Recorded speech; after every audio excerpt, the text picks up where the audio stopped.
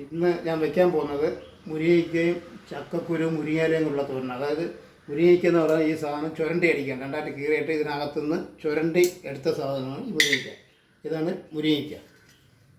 രണ്ടാമത്തത് ചക്കക്കുരു വേവിച്ച് വെച്ചേക്കുക, അതിലിട്ടായി മുരിങ്ങയില.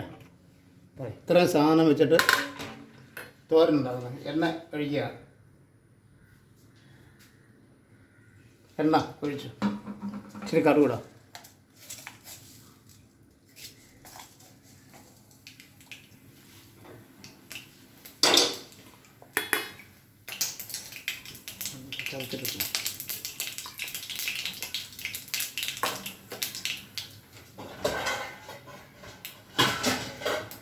ഇച്ചിരി കറിവേപ്പില, ചക്കക്കുരു,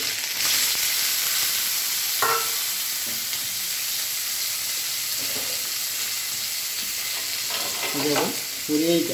ഇത് മുരിങ്ങയ്ക്ക അതിന് അകത്തുനിന്ന് ചുരണ്ടി എടുത്തതാണ്.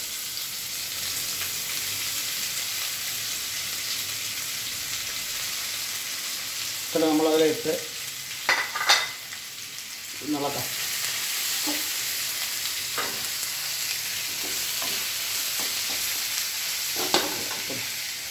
മുരിങ്ങയില കുറച്ച് മുരിങ്ങയില,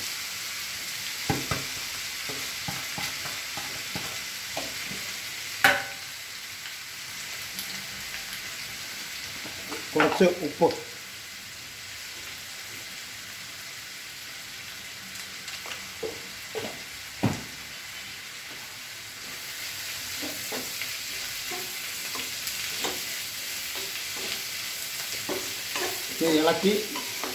ഇളക്കി വേവിക്കാൻ പറ്റുക. എന്നിട്ട് മസാല റെഡിയാക്കി വെക്കാം. തേങ്ങ എല്ലാം തേങ്ങ അരയ്ക്കാൻ പോയാണ് തോരേണ്ടത്.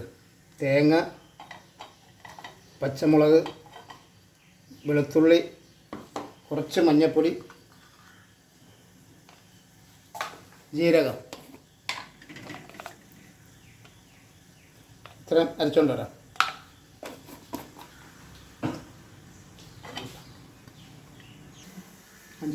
ഇത് തുറന്ന് നോക്കാൻ പോകുന്ന 5 മിനിറ്റ്. എല്ലാം വേവിച്ച് വെച്ചേക്കുന്നത് ചക്കക്കുരു എല്ലാം വേവിച്ചതിനെ കൊണ്ടാണ് ഇത് ആയിട്ടുണ്ട്. രണ്ട് ഇതിനകത്ത് അരച്ച് വെച്ചേക്കുന്ന തേങ്ങ ഇടാം.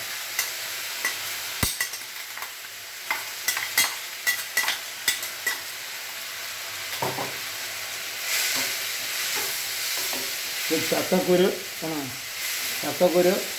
മുരിങ്ങയ്ക്കയുടെ അകത്തുനിന്ന് നമ്മൾ ചുരണ്ടി എടുക്കുന്നതാണ്. കരണ്ട് വെച്ച് ഞാൻ ചുരണ്ടി എടുത്താൽ മതി. നല്ല സാധനമാണ് മുരിങ്ങയില, ചക്കക്കുരു.